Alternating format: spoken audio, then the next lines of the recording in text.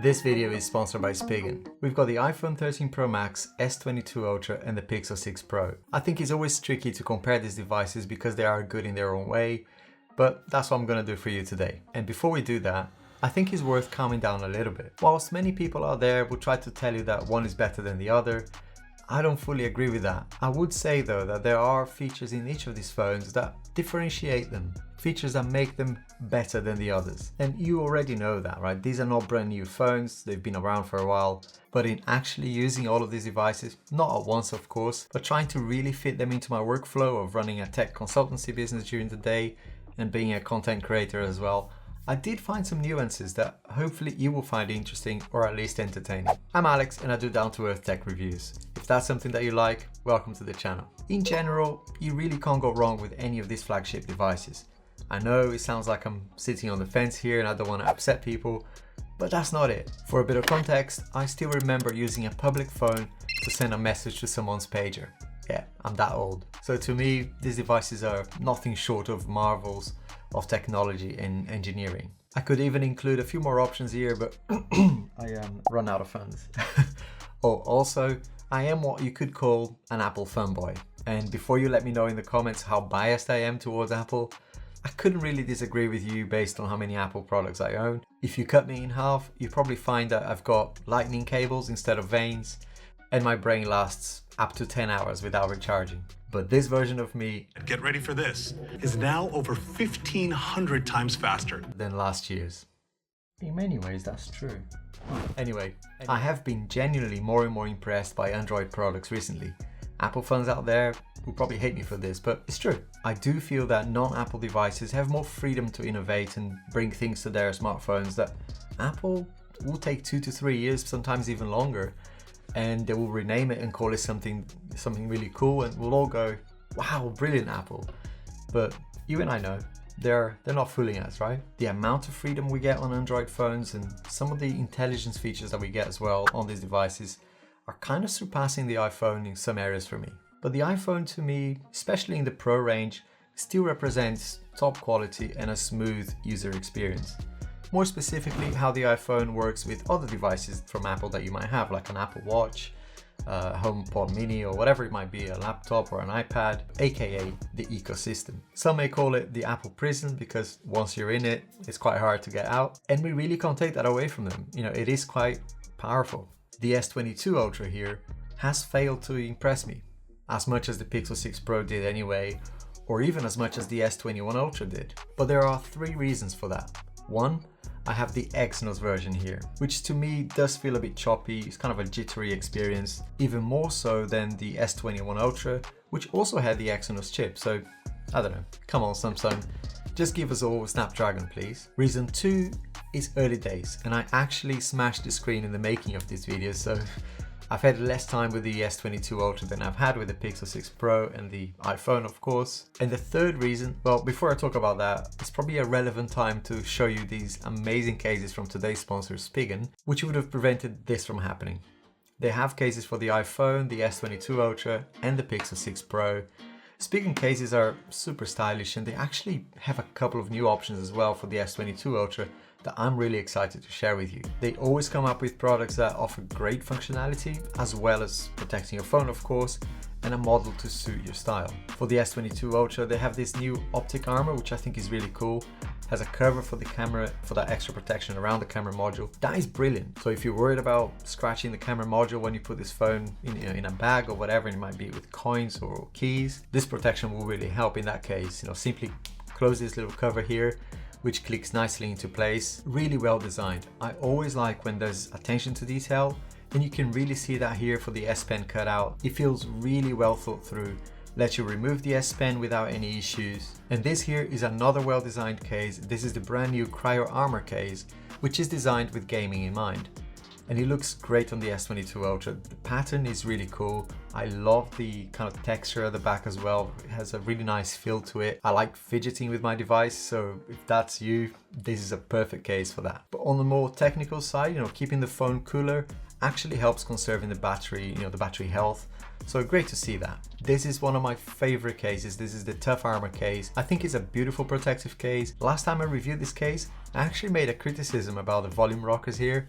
and how it was hard to figure out which one you were pressing. I'm glad they fixed that now.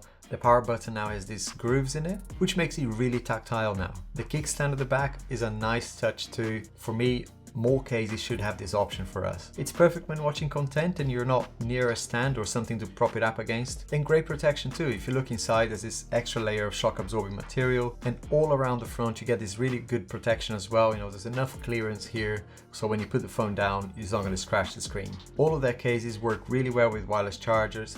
Some of their cases actually have MagSafe support as well, and this wireless charger from Spigen is awesome too.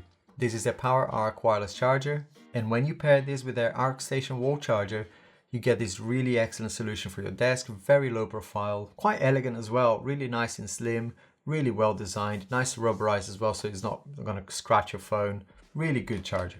Spigen has thinner cases as well, like the liquid air case, and like all Spigen cases, it features Spigen's own air cushion technology on all corners. I love the texture at the back again, really quite sleek and makes it feel quite premium. And this is the Ultra Hybrid model, which is their clear case. Spigen use a very transparent case, as you can see here, it's super transparent, and their clear cases really stay clear for a long time. In general, I do like clear cases because, you know, it kind of reminds me of the color of the device I bought. You know, I usually go for special color, like, you know, this is the Phantom Brown, this is the Sierra Blue, and of course the infamous red/orange S22 Ultra. So it's nice that it preserves that original look of your phone. Right, the third reason the S22 Ultra has not impressed me, so far anyway, and Samsung fans, I'm sorry, I have a sneaky suspicion that the S22 Ultra is just not much of an upgrade. You know, if you're coming from an S21 Ultra, I could be wrong here of course, but it just hasn't really impressed me. Time will tell of course, but I think we're talking it's a very little upgrade if you're coming from an S21 Ultra. There are some significant improvements of course on the S22 Ultra. For example, if you care about the quality of portraits and video, the S22 Ultra has really improved in those areas, even in the Exynos version that I've got here. It's definitely noticeable. Other than that, it feels like a minor upgrade, I have to be honest. Although I haven't been using 3 or 4 phones at the same time, that'd be silly. I have used them for entire days at the time, you know, well, the S22 Ultra, I actually used it for 9 months last year as my main phone. So I do have enough of an appreciation of what features work well on them and what features are kind of missing. In the evenings though, that's when I reach for an Android device. Watching content and browsing social media, I just think it's better on Android. You know, these devices that I've got here, whether the Pixel or the Samsung, either S21 or S22 Ultra, it sounds silly, but I enjoy that the device is actually comfortable to hold, especially, you know, for longer periods. And even small things like the slightly different aspect ratio on the Pixel and Samsung make enough of a difference for me to not want to pick the iPhone in the evenings and pick this instead. The display on this device is incredible, right? But indoors, there's really not a lot between them. But the S22 Ultra, my gosh, that's so bright and the colors are incredible. As you would expect, Samsung always delivers on displays. The iPhone doesn't allow for much of a change in colors. It's mostly, you know, true tone, which is meant to adapt to the environment and the lighting. And like many things on the iPhone, it's really, really good, but doesn't really try to go beyond that. With the Pixel and Samsung, you have a bit more control. Not so much on the Pixel, but the Samsung has a few more dials that you can tune in when it comes to color settings. In real life, it only really matters when you're watching HDR content, right? And that's true for all of these phones. So depending on the content that you're watching, you know, like HDR content, the S22 Ultra will be even brighter. I'll do a proper display comparison like I did last year. So even though Samsung supplies displays to Apple, or at least some of the Apple iPhones, or at least to some of the iPhones, it seems that they do keep their best displays for their own devices. The S22 Ultra is hitting over 1700 nits. For a bit of a number comparison, which I don't normally do here, the iPhone has 1000 nits max brightness, peaking at 1200 nits for HDR. So that's a big difference. When it comes to the apps, between Android and iOS apps, there's definitely an argument here which mostly comes down to preferences, but there's also a point about the ecosystem.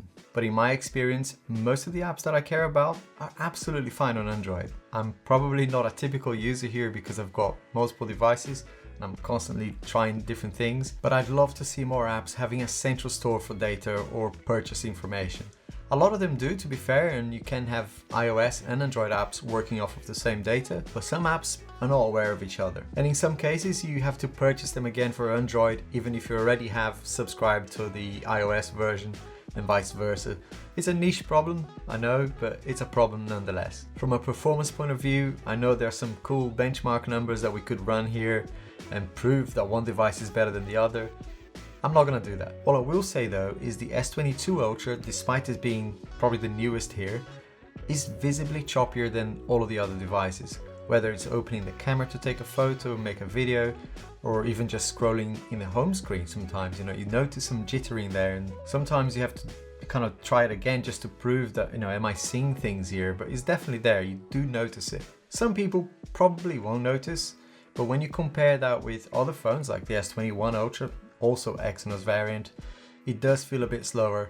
I'm really hoping that this can be fixed with software updates for the Exynos. I'll make sure to keep you updated here. I'll report back on that one. Where I think the Android really comes alive is with the intelligence features like, especially the Pixel 6 Pro. I covered this in a lot more detail in my Pixel review, but their computational photography is amazing. And their speech to text features, not just in English, but in my native language like Portuguese, incredible. You have to see it to believe it. It's just amazing. The Pixel is the first phone that I can honestly say that can be used as a true assistant, in my scenario anyway. We take usability, is that a word? Ease of use, we take that for granted sometimes. The iPhone is a beautiful machine, powerful, delivers excellent results in everything it does. But there's a lot to be said, I think, about the progress being made on Android devices. Ultimately, I think it's great because you as a consumer will be the real winner. See you soon.